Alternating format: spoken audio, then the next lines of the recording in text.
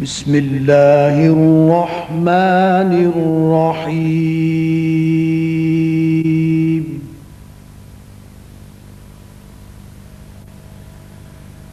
ولو ترى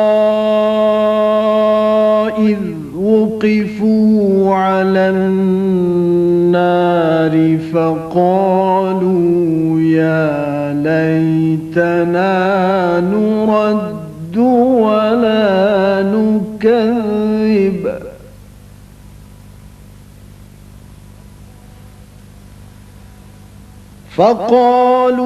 يا ليتنا نرد ولا نكذب بآيات ربنا ونكون من المؤمنين.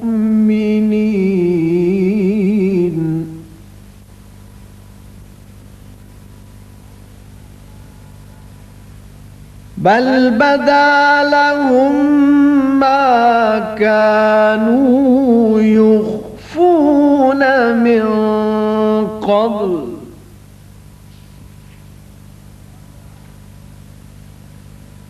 ولو ردوا لعادوا لما نهوا عنه وإنهم لكاذبون.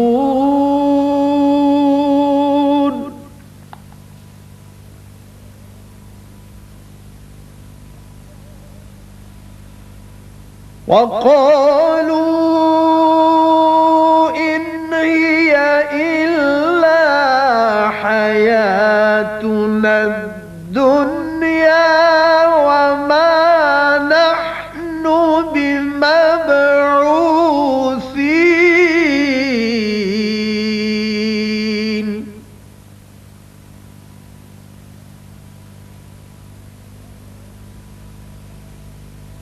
ولو ترى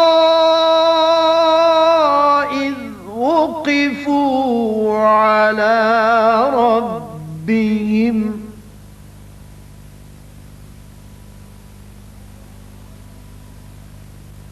قال أليس هذا بالحق قالوا بلى وربنا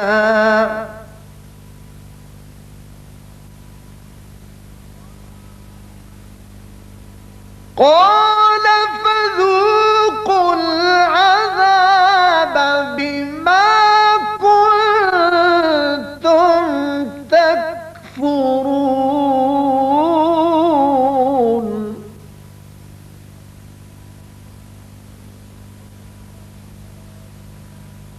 قد خسر الذين كذبوا بلقاء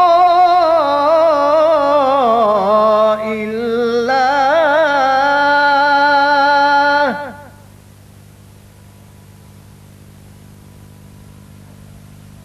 حتى إذا جاءتهم الساعة بغتة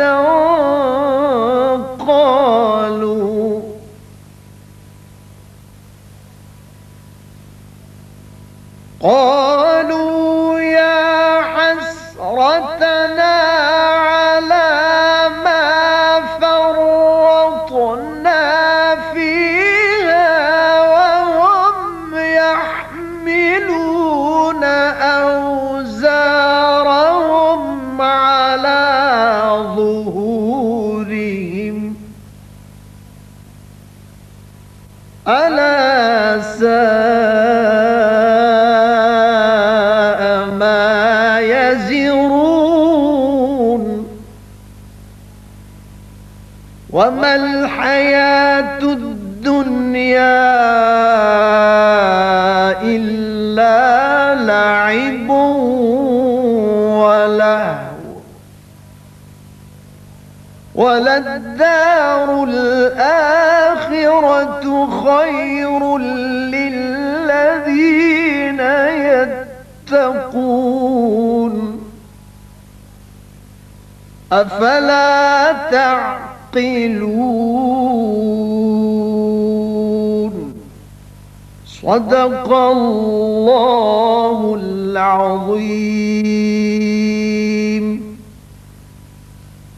کاش تم ان کو اس وقت دیکھو جب یہ دوزخ کے کنارے کھڑے کیے جائیں گے اور کہیں گے کہ اے کاش ہم پھر دنیا میں لوٹا دیے جائیں تاکہ اپنے پروردگار کی آیتوں کی تکذیب نہ کریں اور مومن ہو جائیں۔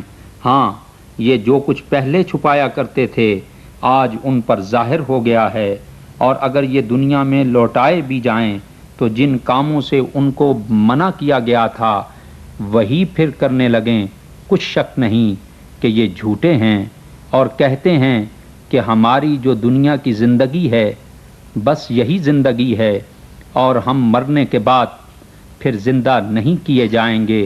اور کاش تم ان کو اس وقت دیکھو جب یہ اپنے پروردگار کے سامنے کھڑے کیے جائیں گے اور وہ فرمائے گا کیا یہ دوبارہ زندہ ہونا برحق نہیں؟